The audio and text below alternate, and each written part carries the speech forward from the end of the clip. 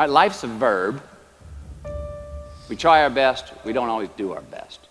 Well, architecture is a verb as well. Yes, it is. And since we are the architects of our own lives, let's study the habits, the practices, the routines that we have that lead to and feed our success, our joy, our honest pain, our laughter, our earned tears. Let's dissect that and give thanks for those things. And when we do that, guess what happens? We get better at them, and we have more to dissect. Number 8, make voluntary obligations. All right, mom and dad, since we were young, they teach us things as children. Teachers, mentors, the government, and on laws, they all give us guidelines for which to navigate this life. Rules to abide by in the name of accountability. I'm not talking about those obligations. I'm talking about the ones that we make with ourselves, with our God, with our own consciousness.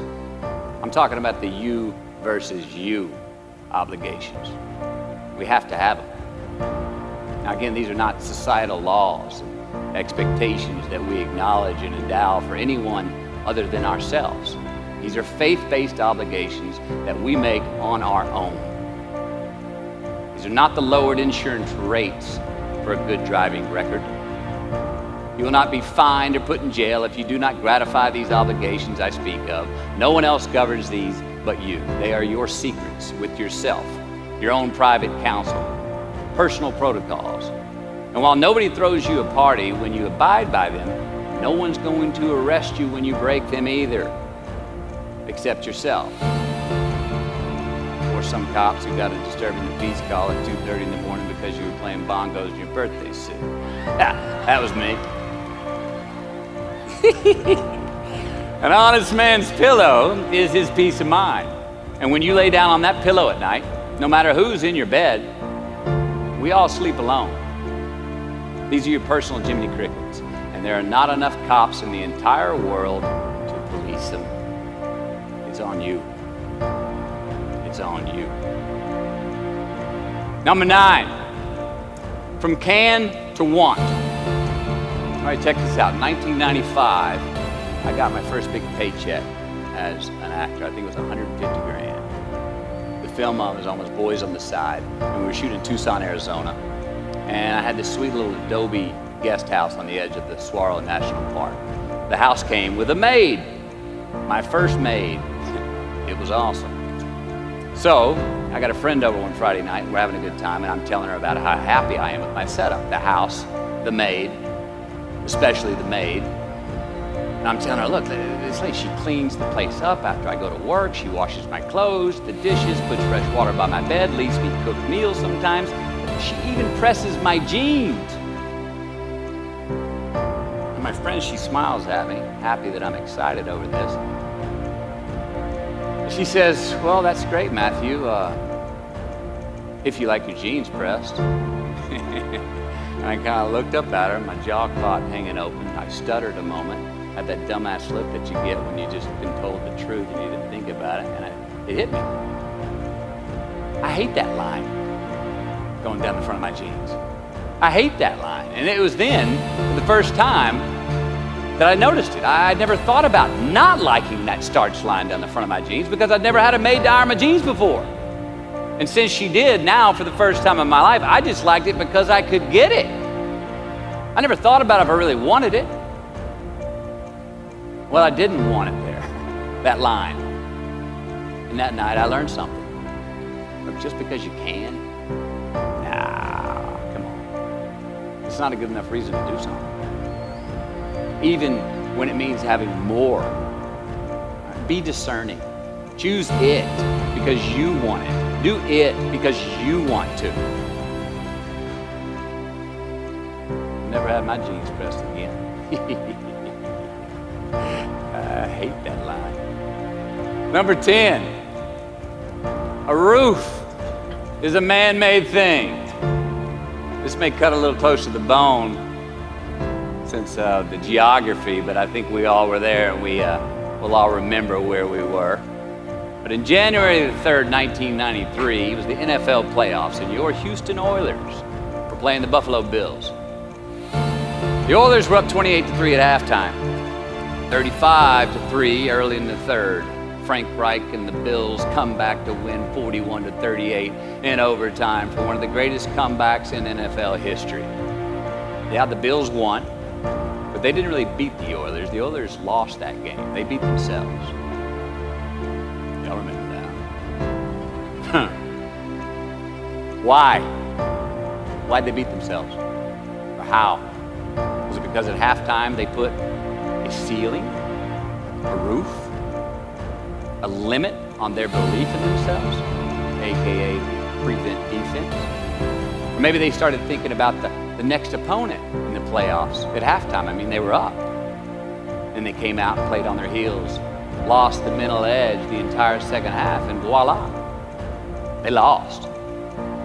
In a mere 2 quarters, defensive coordinator Jim Eddy went from being called the defensive coordinator of the year and the man first in line to be a head coach next year to a man without a job in the NFL. You ever choked? Nobody has ever choked? I have. You know what I'm talking about, fumbling at the goal line, stuck your foot in your mouth once you got to the microphone, had a brain freeze on the exam that you were totally prepared for.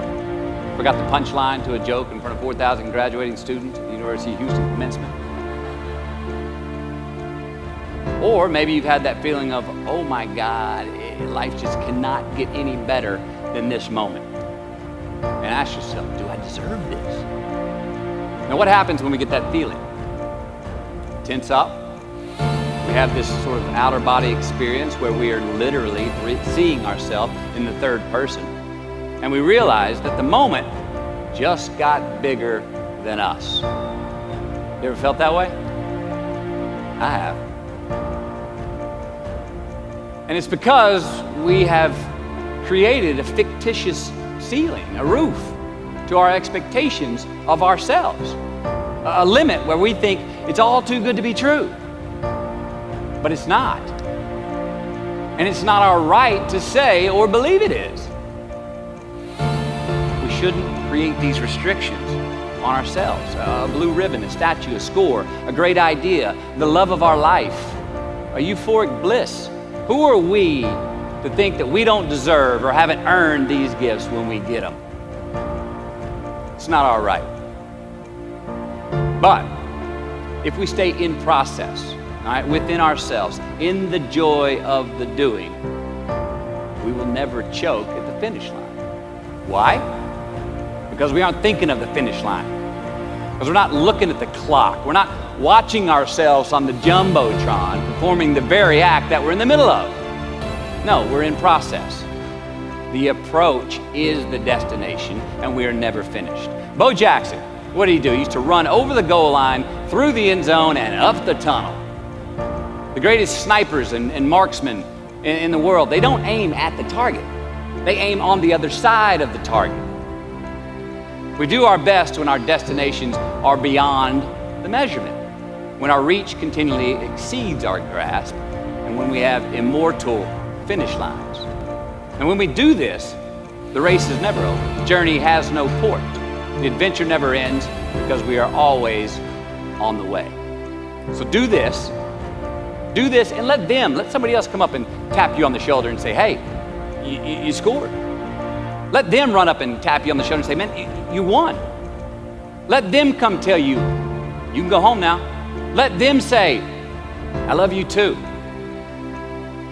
Let them say, thank you.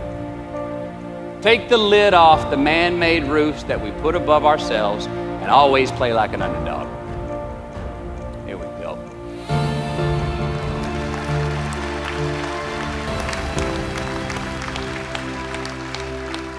Number 11, turn the page. The late, great University of Texas football coach, Darrell Royal. I don't know if y'all remember him. He won a national championship in '69. He won a couple of national championships. You know Darrell Royal? He was a friend of mine and a good friend of many people. Now, a lot of people looked up to this man. One of the people that looked up to him was a musician named Larry. Now, at this time in his life, Larry was in the prime of his country music career. He had #1 hits, and his life was rolling. He had picked up a bad habit of snorting the white stuff somewhere along the line, and at one particular party, after a bathroom break, Larry went confidently up to his mentor, Darryl, and he started telling him the story. Coach Royal listened, as he always had, and when Larry finished his story and was about to walk away, Coach Royal put a gentle hand on his shoulder, and he very discreetly said, "Hey, Larry, you got something on your nose there, bud."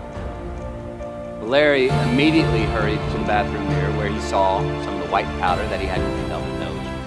He was ashamed. He was embarrassed. As much because he felt so disrespectful to Coach Royal, and as much because he'd obviously gotten too comfortable with the drug to even hide it as well as he should. Well, the next day, Larry went to Coach's house. He rang the doorbell. Coach answered, and he said, "Coach, I need to talk to you." Darryl said, "Sure, come on in." Larry confessed. He purged his sins to Coach. He told him how embarrassed he was and how he had lost his way in the midst of all this fame and fortune. And towards the end of an hour, Larry, who was in tears, he asked Coach, he said, "Coach, what do you think I should do?" Coach, being a man of few words, just looked at him and calmly said, "Larry, I have never had any trouble turning the page in the book of my life."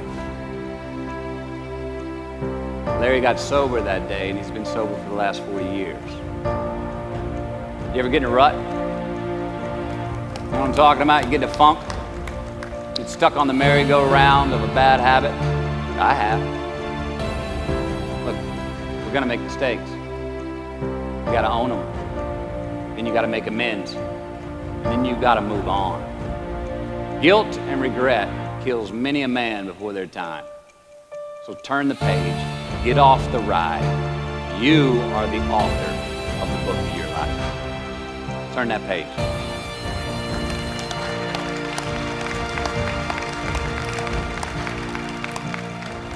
Number 12, give your obstacles credit. You know those no fear t-shirts that were out? I don't know. We used to wear them 10 years ago. No fear.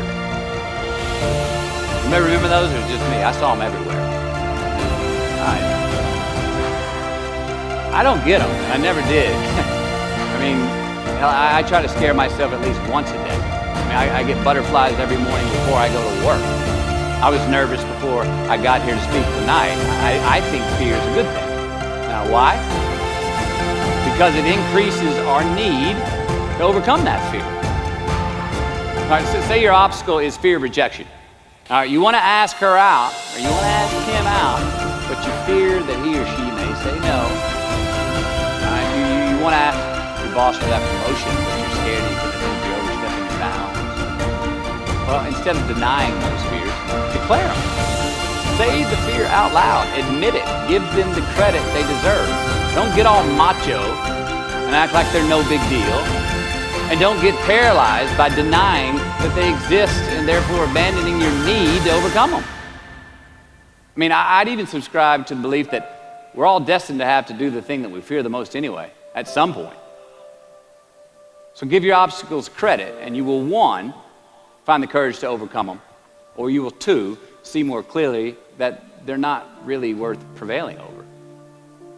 So be brave, have courage, and when you do, you get stronger, you get more aware, you get more respectful of yourself and that which you fear.